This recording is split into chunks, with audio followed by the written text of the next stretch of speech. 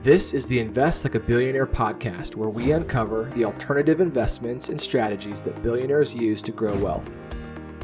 The tools and tactics you'll learn from this podcast will make you a better investor and help you build legacy wealth. Join us as we dive into the world of alternative investments, uncover strategies of the ultra wealthy, discuss economics, and interview successful investors. Welcome back, Invest Like a Billionaire podcast listeners. We are really excited about this episode, and this is an interview with Shifra Ansonoff. She is the global head of research at Preqin. Data superstar. So, as a fellow data nerd, Bob really was looking forward to this interview. I have a data crush on Shifra. And she did not disappoint. So she came with about 10 slides of deep analytics and data. And so we definitely recommend, you watch this episode on YouTube if you can, so you can follow along. She came with a real macro perspective, which is really our passion as Invest Like a Billionaire experts. Getting the macro picture informs everything else, I started a .com in the mid-90s. Good time to start a .com. Okay. I knew friends that started .coms in 2001. Not a good time.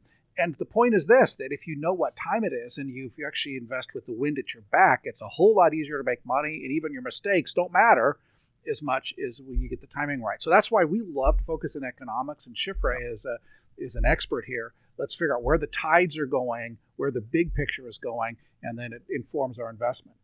And one of the really cool things about Preqin is they're not just U.S. focused. They're really a global organization. They have over 1,000 employees and kind of all across the globe. And so it's really this healthy, holistic picture of what are the trends happening, not just in the U.S., but in Europe and in Asia and emerging markets. You'll be a much more successful investor if you understand the global markets, because America, as big as it is only a fraction of the global GDP and investment kind of destination. So you want to know what the rest of the world's money is doing. Right. And so she brings the wealth of data from across the globe. And if you do want to download the slides, we will have those available on our podcast website, which is thebillionairepodcast.com. You can download those. And then within the slides, she actually provided a complimentary report that you can download for freebie. On it's their alternative 2022 prediction for alternatives. So amazing data. And just again, if you're enjoying this podcast, we appreciate you subscribing on your preferred platform of choice.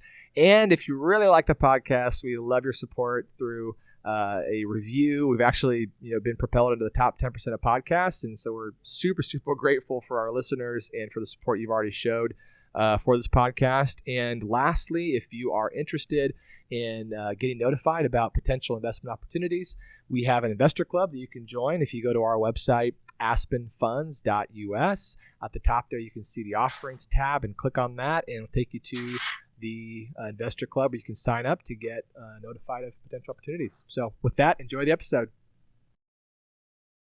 Welcome to the Invest Like a Billionaire podcast. I am your co-host, Ben Fraser, joined by a fellow co-host, Bob Fraser.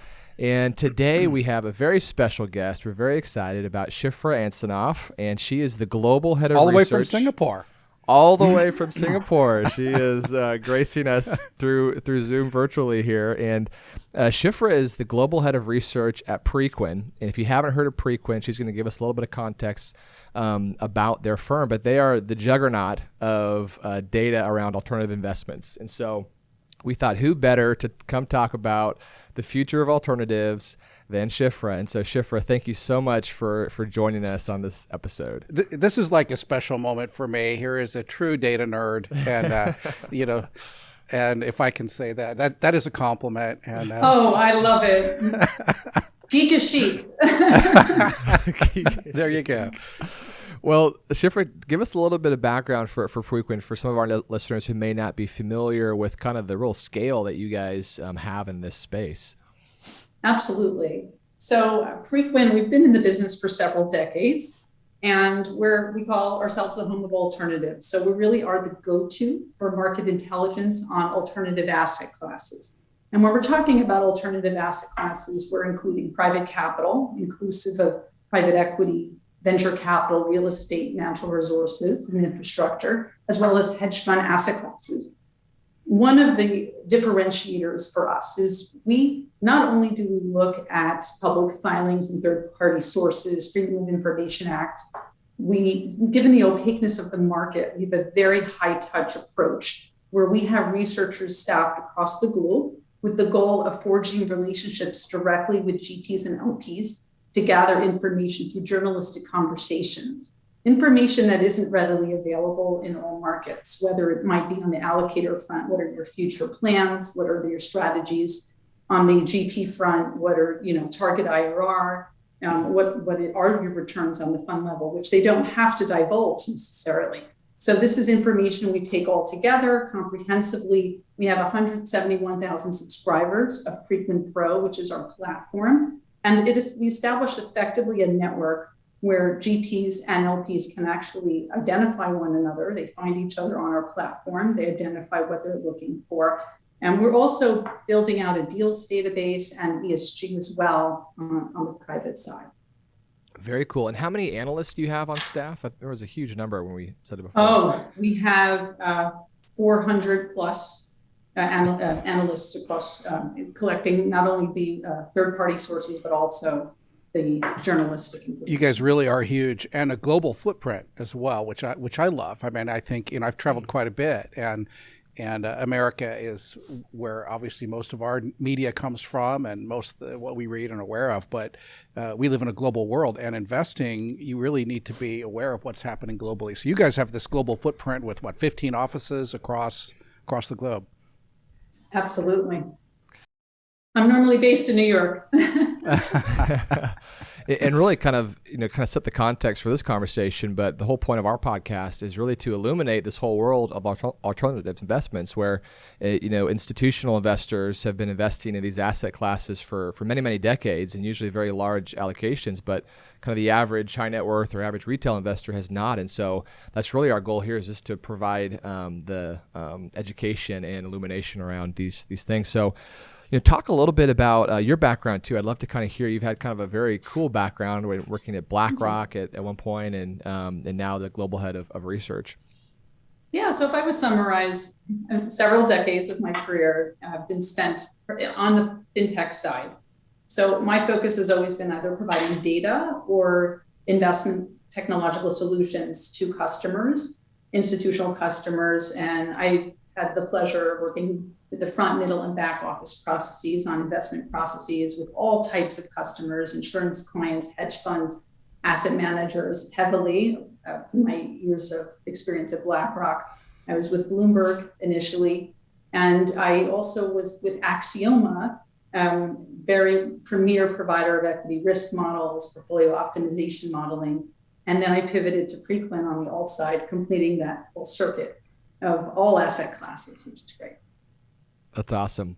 Well, let's dive in. So we first wanted to kind of dive into just the research you've done on really, future of alternatives. You put out a great piece, and we'll kind of talk about that at the end. But talk about just the growth that you are all seeing and tracking in alternatives. And maybe before she jumps in there, we might just say, hey, if you want, stop this podcast and go pull it up on YouTube, because Shifra's actually provided us some great data and some charts. So we're you can follow along. We're gonna get some visuals here. So yeah, actually, if you turn to slide 3 as a reference, alternative. Yeah, absolutely. So alternative assets under management is approximately 13 trillion as of 2021, as of last year. And our projection is that it will grow at a CAGR of 11.7% to exceed 23 trillion in 2026. And in terms of the way that this breaks down visually, the largest segments of these assets is the private equity portion. And our representation of private equity incorporates venture capital. So approximately 5.33 trillion is the summation of the PEVC assets today. A lot larger than real estate, and which was kind of surprising to me. Yes, it is larger. Is venture capital the largest component of private equity that you're measuring? It actually is not. It's the way that breaks down is 3.65 trillion of that is private equity, and 1.7 is venture capital. The venture capital actually tripled since 2016. It was around 537 billion, and it tripled to 1.7. we're expecting it to achieve $3.5 trillion in 2026. Wow. And Venture private capital. equity, venture capital. Private equity is going to be run from 3.65 to 7.62 trillion, based on our projections. And on the real estate side, admittedly, we don't have, we recognize that we don't have all structures on Preqin Pro, particularly if there's separate accounts. We know, for instance, the core part of the market may be underrepresented. But largely what we're seeing from a growth perspective is at least private equity venture capital is the biggest segment and will remain so in 2026. And is this representative of the U.S. only, or is this kind of at a global level? Global. Okay. Yeah. And how much of the VC world is U.S.? How much of what you're measuring? Seems like it's got to be the lion's share. It's North America is the center of gravity, 100%. I would say, the top of my head, probably maybe 60% is North America. Europe has a developed market for sure. Asia Pacific is growing in leaps and bounds on the venture capital front. I believe the number was around 762 billion in assets under management for VC for Asia Pacific. That was a 20% growth last year. And we're seeing a lot of interest in Asia Pacific, not just, I know with China and the regulatory landscape and GDP growth being slow, outside of China, Singapore, India, Indonesia, South Korea, huge investments. And India is actually now challenges China in attracting VC capital. Wow. India had around 46 unicorns last year and huge sums of money. They actually had recorded $14 billion in deals in Q3, which is a doubling of what was seen in Q2, around 7.4. And they had EdTech was huge. At once, China was closing the doors there. Bijou, Think and Learn, Upgrad Education, been huge in India. That's awesome. Now, what is driving this growth? I mean, I'm looking at your chart back just 2010. It was $4 trillion. I mean, boy, it's just accelerated so much just in 10 years. I mean, and really this whole landscape, didn't it really begin around the 1990s with the Yale endowment and the shift into alternatives? So is the growth now, is this the rest of the world catching up to kind of what the pioneers in the US were doing? Is it really, what's the big picture here of what's driving alternative growth? Yeah, excellent question. I would say that the private equity VC has the highest risk-adjusted return, and we've seen it. Endowments have done phenomenally last year, and we saw the news around that. I would say their yields are very low in the market, interest rates, and even though they are going to go up, and in Europe, you mean 210 in Europe, and Europe negative yields, and then in the US it's going up, like it was like 210, but it's still not at a level, I would say, that's giving reasonable returns. And so we definitely see that shift where a lot of even pension funds are taking a piece of alternatives. Increasingly, we're seeing regulations relax in a lot of markets that traditionally have not allocated. That's where the returns are. That's where the returns are, especially when you've got you're fighting negative yields, yeah, right? That's chasing capital out of traditional buckets, right? When you're, do you want to pay the bank to hold your cash or maybe invest in something that's going to get you some yield? I mean, it's interesting too to see, like, in the last really 7 years, you have here about a 10.7 compounded annual growth rate of alternatives, and it's actually accelerating over the next kind of 6 years, and you have it forecasted 11.7, which we've been talking about this kind of big shift into alternatives already the past 10 years, but it's actually accelerating kind of per the data you're collecting. Is a lot of that maybe more more developing countries kind of coming into this, or is it still in the U.S. still accelerating as well? Oh, absolutely. It's developing markets. I have a slide on that. If you look at slide 7, investing across borders, we're seeing increasingly a larger proportion of investors that are non-domestic investing in other markets. So for instance, Israel, we see 83% of deals in 2021 were non-domestic investors. That was up from 71% in 2020. So meaning that the non-Israelis investing in Israeli Yes. markets? Yes. Yes. So And then capital is same really with flowing across borders. Yeah. Same in Latin 100%. America. Yeah. Latin America as well, above 60%, and that was from 45% in 2020. And there are a few reasons for this. One, certainly in the case of Latin America, emerging markets is definitely in favor. And we run investor surveys and fund manager surveys. We see that come up increasingly. And then another reason is there's certain venture tech ecosystems, very special in certain markets, like cybersecurity in Israel, for instance.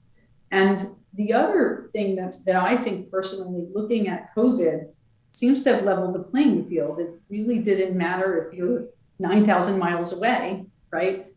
Where you were from Silicon Valley, although Silicon Valley, they're moving to Austin, Texas anyway. But the point is that Zoom seemed to have leveled the playing field.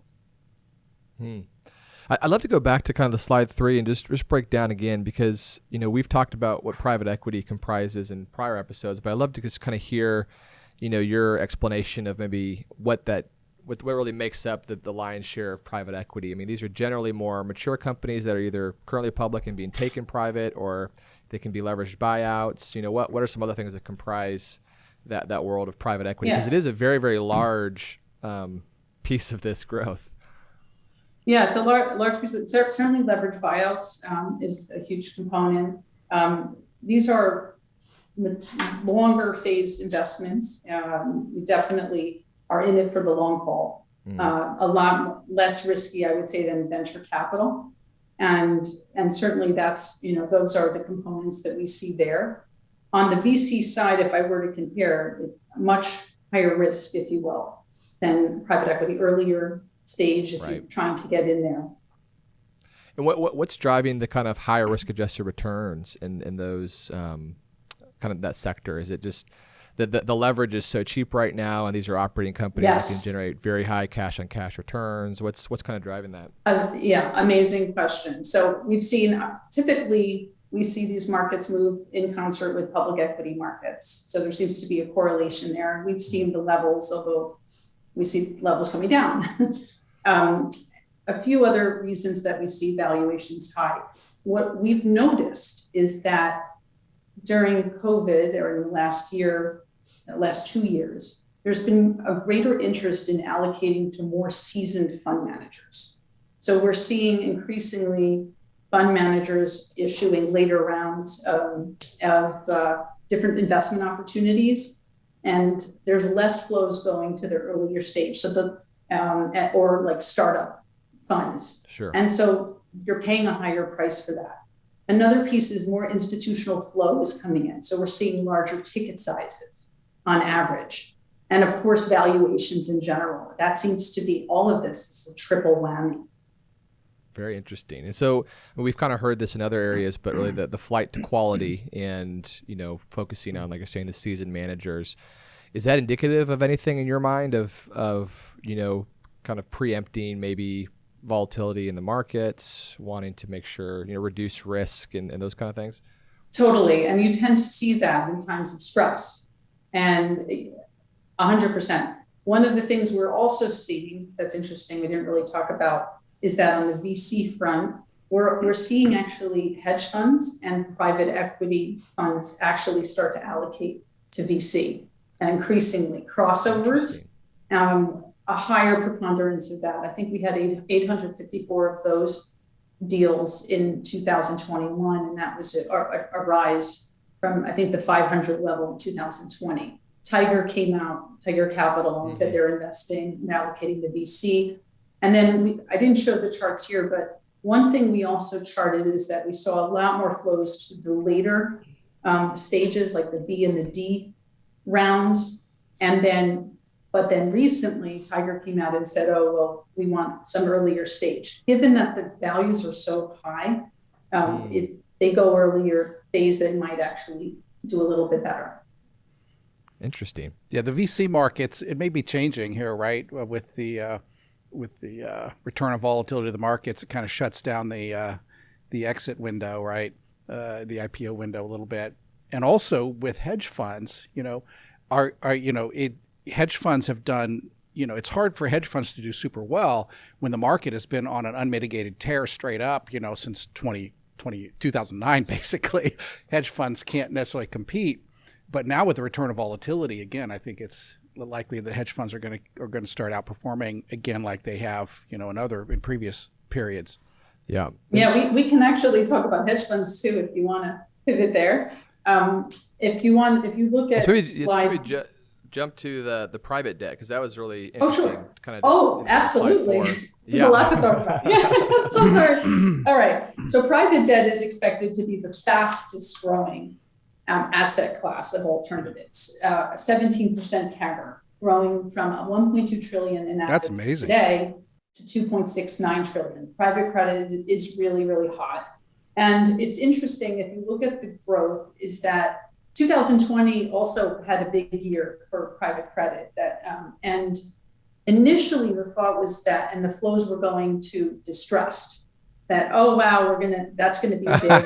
But then we had the government support. So then that sort of fizzled. And now direct lending has taken over. And actually it's double the AUM of distress now. There's definitely, the other thing that's really interesting, if you look at slide 4 on private debt, on dry powder. So the dry powder is the orange portion. You can see increasingly that it's been increasing over time. It actually went up 35% to 364 billion in 2020. Wow. And that was the distressed. But if you look at the funds in market, 52% of funds in market as of October were direct lending. And so the dry powder is cash sitting on their balance sheet looking for deployment. That's 100%. Wow. But what's also interesting about this chart, what I like about it, shows how not only is increasing, but it's a smaller proportion of the total AUM over time. You can see that visually. And what that means is that there are capitals being deployed. These opportunities are there.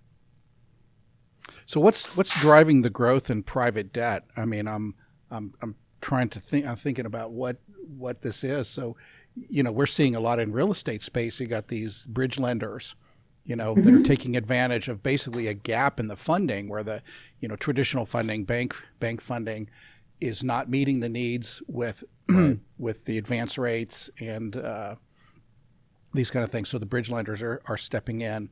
But what's driving this growth in private debt? And is this mostly debt that's secured against real estate, or is it kind of encompassing all different types? It's encompassing everything. It's not specific to real estate.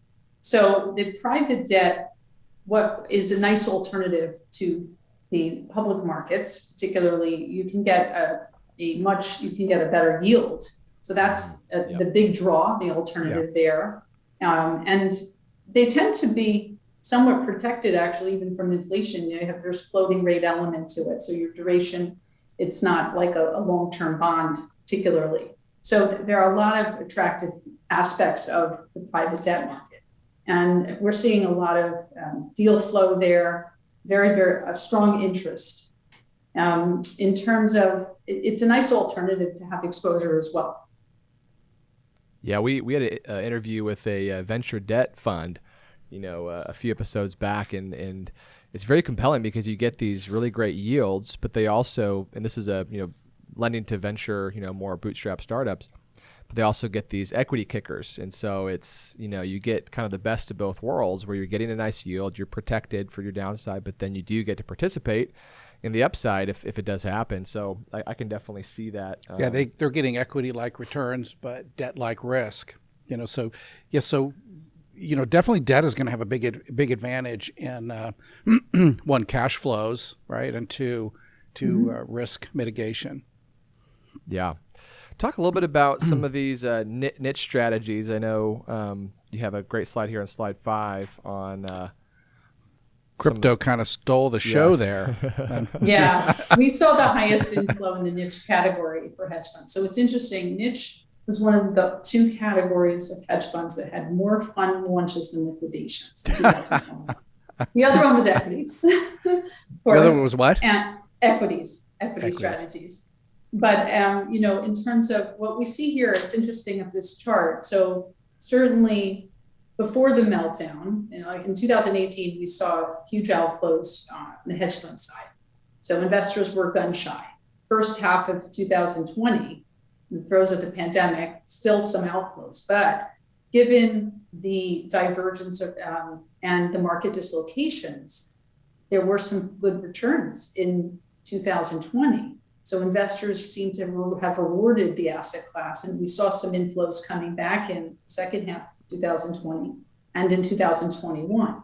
We saw 11.4% return for hedge funds based on our estimates as of September of 2021, 15.5% annualized. And is that underperforming on an absolute basis the public markets? But on a risk-adjusted basis, for sure, they're outperforming public markets. One thing that we use, I don't know if you've heard of the omega ratio, but it's like a Sharpe ratio, but it has the other moments, kurtosis, skewness. So it's the higher the number, the more justified you are in taking on the investment effectively. So the cryptocurrency strategies had like a 3.67 omega, which is good. Oh, wow. The other niche, not so much, like lower 2.1. So it is kind of interesting when you look at the numbers. Yeah, very interesting. You wonder if that's going to continue. Who knows what the future of cryptos is, but yeah, it is interesting looking here on your chart. You have obviously the returns, net returns, but then also the 3-year volatility, which is kind of it's through the roof in kind with the returns there. So it's it's still very very volatile. It's volatile, and looking at the chart, if you look at like Q1 was up, Q2 was up, Q3 was down. Like it obviously is very volatile, and what we're projecting, and we're hoping, we're very hopeful, is that if the fund managers of these types of funds can actually figure out ways of better hedging across the variations in the market, then we expect that this will be further in demand with investors. So that's what we're hoping in this coming year. It's very difficult. Really, the financial plumbing is not really there around cryptos yet. You can't, for example, buy options or swaps that I know of, at least. They're starting to come, but they're pretty thinly traded, and right. Yeah. But it's not exact. Yeah. Yeah. Talk a little bit now here to slide 6 on the hedge fund. So we kind of alluded to this a little bit ago, and Bob, you did some research on hedge funds and just kind of how they perform and when they perform best. And from our research, in periods of volatility, hedge funds kind of outperform, kind of given the whole point of what they do. The purpose is hedging, and they have kind of underperformed, and a lot of them have underperformed quite substantially the past maybe decade or so. But it appears to be the tides are shifting a little bit, and with the volatility we've already seen, kind of the first part of this year, 2022. Talk about what you're seeing in the hedge fund space. Obviously, we're seeing some net cash flows into hedge funds. Yeah, I mean, on the hedge funds, you can't ignore the asset class. It's not the fastest growing. We're expecting it to grow from approximately $4 trillion to 5.4 trillion in 2026. We do believe it's certainly something that you should have some type of exposure to. You have to be choosy and make sure that the fund manager, you're really researching the credentials of the fund manager. So definitely, we believe it will continue to be in favor with the investor community. Yeah, I would love to see the distribution, right? Because some of these guys, right? It's like you got a couple great performers. Your averages are going to be, here you're showing the averages, but it's easy to pick a loser, right? And in this space, and the same with private equity and venture capital, right? Super easy to pick a loser. So, and there's survivorship bias in data too, as you know, as a nerd geek like me. So explain survivorship bias. Yeah, I mean, the idea is that you're going to have a lot of funds that don't make it, right? And so when you look at the data and you look back at the returns, you're charting only those that do. So they disappear from the data sets, right? Yes. And they just, you're overrepresenting the markets to a certain degree, I guess. Yeah. Yeah, very interesting.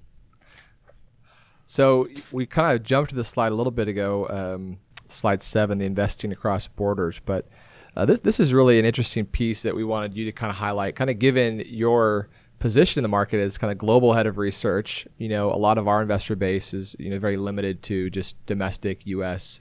kind of opportunities, and to kind of see what's going on at a global level is really fascinating, and how that even drives a lot of what we see in the appetite for risk, the appetite for returns in the U.S. And abroad. Yeah, I think that, while we said, North America is the center of gravity in a lot of these markets, the need for diversification is there, certainly. And in fact, a lot of the flows that we see coming in Asia Pacific and other markets is coming from North America or global firms that have a footprint as well. So, I see that continuing. I see that actually Asia had the fastest growth, percentage-wise. It's smaller to begin with because of that. And I see it continuing. And with what we've proven with COVID is that it really doesn't matter, and you can be choosy and discerning about where you invest. And we have teams in Dubai, and there are a lot of investments all over the world that our investors are starting to look at. And what's really driving the appetite for the emerging markets? Is it, again, just that search for yield? Is it, what's maybe driving, the comfort from maybe the other risks that you take on when you invest in an emerging market? I think it's precisely what you're saying. I think it is the search for yield, because we see that when we look at a lot of companies in the US, are very overvalued. So if there is an opportunity to build out something from the ground up, I remember I ran a team at one point in Argentina, and I was really, really impressed with the caliber. But there are a lot of parts of the world that, you can see amazing ideas emerge from. Yeah, interesting. So there's a lot of internet talk, I guess, and a lot of high profile fund managers and others talking about China is the future and all this. And honestly, partly I want to laugh. It's like, really, are we going to take all of our bank accounts? We're going to invest in the Chinese Communist Party controlled country, and America still is the best destination. If you look at real estate values compared to, Asia or Europe, on a value basis, it's still better. You look at the financial plumbing, the rule of law. America is just a great destination. And I can imagine, a European searching for yield or searching for a best place to park a lot of capital. America's still going to be, it's got to be top on the choices. Are we seeing a lot of capital flows, to America? Is it what you're saying? Definitely, still a lot, and that's the predominant destination for sure. And before the whole conflict that we're experiencing with Russia, Central Europe was actually a very interesting place where we were seeing money flowing. So a lot is changing for sure. Yeah. What's kind of the data that you're tracking with China? Because in our circles, a lot of folks are concerned that hey, the U.S. may lose its position as a reserve currency, and the Chinese, it's a very large country, obviously large economy, and is that something that you're seeing as a big shift over time?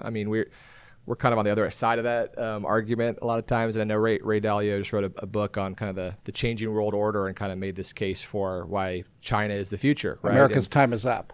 Time is up. And, we don't really see that, but I'd love to see from your perspective, what you're seeing. Actually, China was when, a year ago, we predicted that would have the highest growth potential. And we're actually building out teams there right now as we speak. We do believe that it's certainly a very attractive place still to invest. It's just a matter of we'll have to see how things shake out over time. And certainly our assumptions will change. Obviously, a lot of our forecasts are based on history, right? And we have to continue to shift. When we were looking at our forecasts, we were too conservative initially when we were forecasting in the throes of the pandemic, and we reset. On the real estate side, I remember we were projecting just a 3.4% CAGR back in 2020 because we felt real estate was suffering, as you know. And now we raised that up to 7% since then. And we've already surpassed the asset under management that we were predicting in 2025. So of course it's going to change with the zero COVID policy, 100%. Yeah, interesting. So maybe jump to the next slide here you have in slide 8. So record year for venture capital. Oh yeah, this was a fun one. So what's very interesting here, you can see the chart on the left is circled. So we had an all-time high, the highest record, 187 billion in aggregate capital that was raised in venture capital globally. And that was across 1,400 funds. And if you can see the bars in the chart, that represents the number of funds that have been closed in venture. That's been coming down. So what that's saying is that there's more capital raised across a smaller number of funds. Going back to what we were saying before in valuations, ticket sizes, the average fund sizes have grown. The chart on the right talks about the projected fundraising. So we can see that starting in 2025, we're seeing that we'll hover above 200 billion in assets under management to achieve, I believe, the 209 billion in 2026. Awesome. And again, so venture capital is investing generally in earlier stage companies. And you're saying, within that kind of private equity, subset of the data on the first chart, that's going to make up a big part of the growth going forward is kind of the venture capital side of this. Is that right? Yeah. Okay. Yeah, that's really interesting. Flip to slide 9. That's more on the venture side, where we're talking on the deal side, the level of aggregate deal value that's raised. Also, you can see 470 billion or so, and the number of deals has come down over time. Same thing, same concept, more a higher deal value on an average level. And then the other chart that's interesting on the right, we actually surveyed our investors and fund managers. What is the number one challenge facing venture capital returns? And both fund managers and investors were aligned in that valuations was the number one challenge that they see. Sorry, I didn't mean to cut you off. No, I was actually going to call attention to the fact that you've actually put in the slides a little QR code for a free download of the your 2022 predictions and for alternative assets. So take advantage of that. But I actually opened that up and read through that, and I was going to point out the stat you just said. So, and I believe the second most challenging was basically competition for deals, right? So I can imagine all this. I mean, you got lots of money chasing a very few amount of deals, and how many great unicorns are there really going to be? So right. At some point it's going to be a little saturated, but.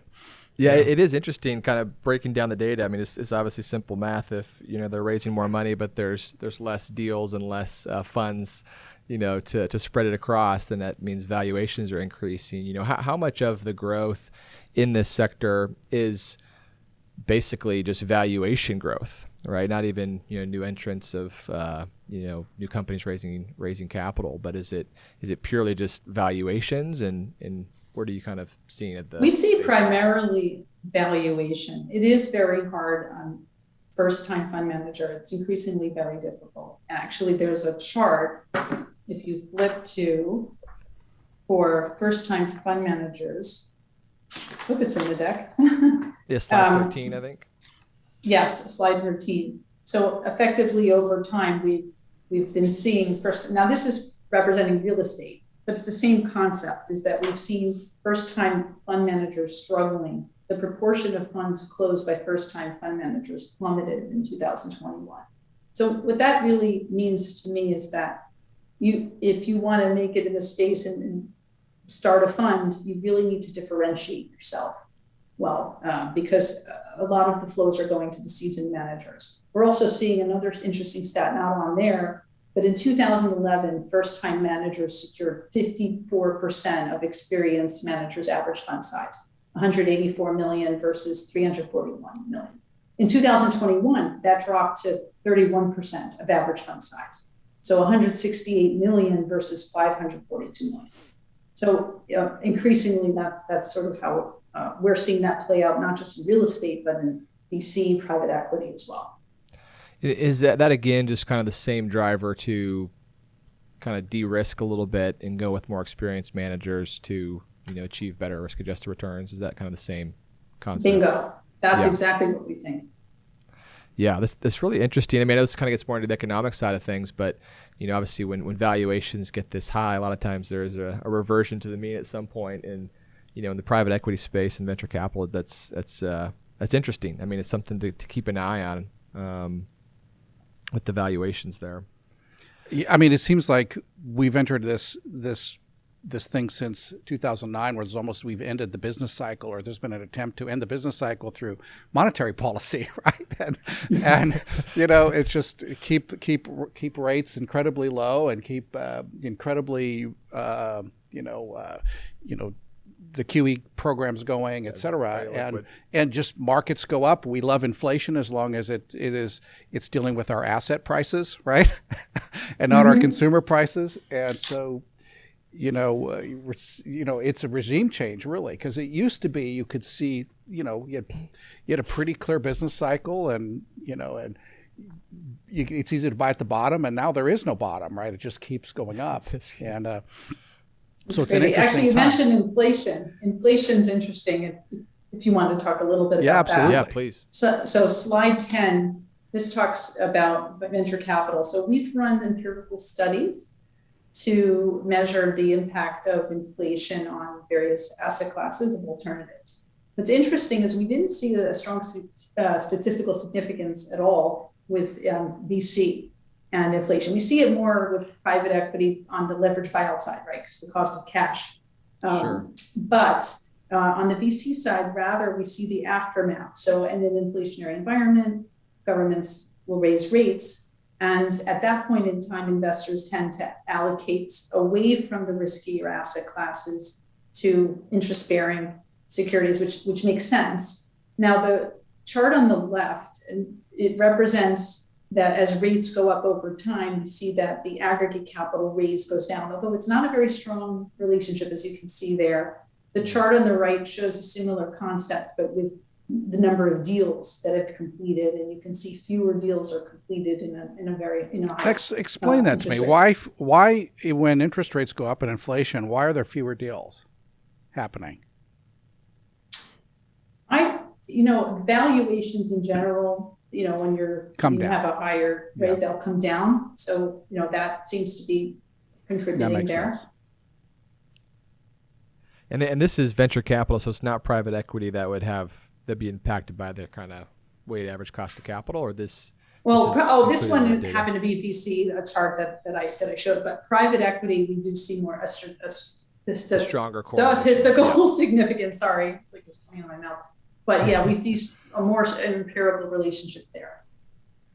Yeah, very interesting. Well, talk again, just kind of what are kind of the bigger macro drivers you're seeing just, internationally that maybe U.S. investors are maybe more limited in their understanding? I mean, some things we've talked about already, but, if you kind of maybe sum up some of the kind of big picture, broad strokes, thoughts on just the future of alternatives and where this is going, and really where the opportunities are, as investors kind of bringing this back, down to a practical level.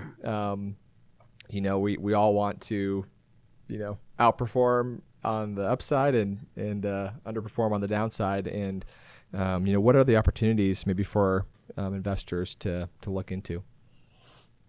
Yeah, broadly, definitely on private equity, venture capital for sure. We see a lot of potential, new ideas, new technologies coming to market. I could talk a lot. I know we're going to talk about real estate, but there's certainly a lot of opportunity on the core side in real estate Asia Pacific, I think historically has been undervalued. I believe that there's a lot of potential there as well. There are new funds every day. In Singapore being brought to market. So I think being open-minded and discerning, there's going to be a whole retailization of alts as well, where that's a theme in the industry. So we're going to see opportunities for people to get involved with alternatives. And just keep your eyes and ears open. Hedge funds, don't ignore hedge funds for sure. Yeah. And just real quick, what do you mean by retailization? Is that like the crowdfunding side of things, or what do you mean by that?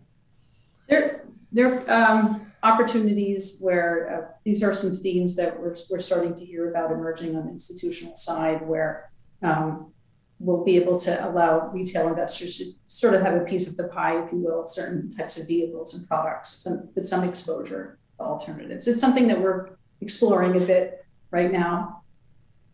Okay, awesome. Well, Shifra, this was super, super interesting. Thank you so much for all the data here. And again, for those that are maybe listening to this in the car ride, definitely encourage you to go back and watch this on YouTube so you can follow along on the slides. And we will make these slides available to download. And as Bob mentioned, Shifra did us a great service by providing a free report that you can scan with your phone. There's a QR code in the slide deck, and you can get the complimentary report, and it's Alternatives in 2022. And I believe there's a second one, which is Women in Alternatives 2022. So free reports. Shifra, thank you so much for coming on. And listeners, stay tuned because we've got part 2 coming on another podcast episode talking all about real estate. So really excited about that one.